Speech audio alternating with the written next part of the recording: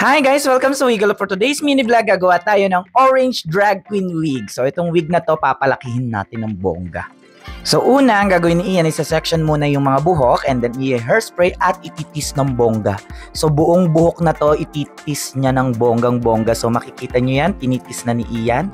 Ayan, so kung gusto nyo palakihin yung mga buhok ninyo, i-style ninyo, i-big hair ninyo. So ayan, itis nyo ng bongga, yung parang nasisira na katulad nito. Tis lang ng tis ng bongga hanggang sa matis mo po yung lahat ng mga buhok na yan. So ayan, nakikita ninyo, di ba? Bonggang tis yung ginagawa ni Ian dyan.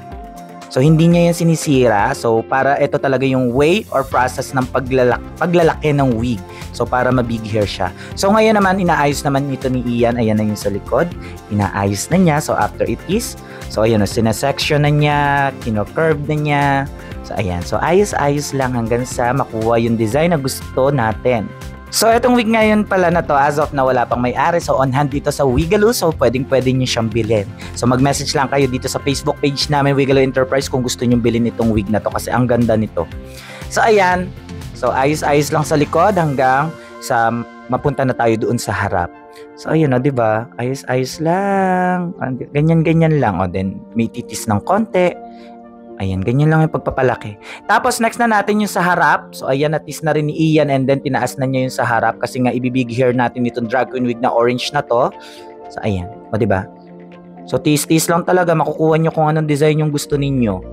So ayan, binoblower na rin ni Ian and then hairspray na rin pala ito. Butterfly shadow yung ginagamit naming hairspray dito sa mga drag queen wig na to, guys.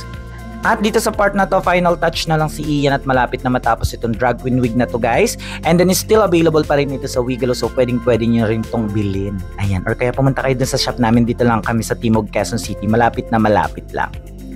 Konting suklay, and then konting ayos, konting hairspray, at matatapos na itong buhok na to. Ayan o, diba? Ang ganda. So ayan, nakita nyo nakataas na yung buhok na to.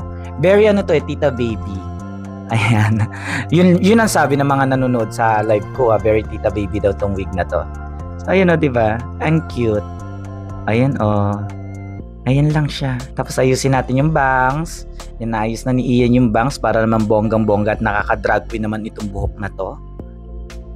Ayan, o, diba? Final touch na dito si Ian at malapit nang matapos yung buhok. Tapos pagkatapos ayusin yung sa harapan, ayusin lang ng konti yung likod para naman bonggang-bongga at malinis na malinis talaga yung pagkagawa. So ayan o, ayan yung likod and then ayan yung harap and then hairspray lang natin ng bongga at ayusin lang ng bongga and then pwede na siyang ibenta. So sa mga gustong bumili ng buhok na to, available po ito sa Wigalo Enterprise. Mag-message lamang po kayo sa Facebook page po namin.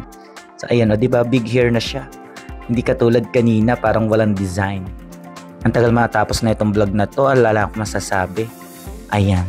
O diba, ayusin lang ng ayusin, hairspray, hanggang sa makuha yung design na gusto.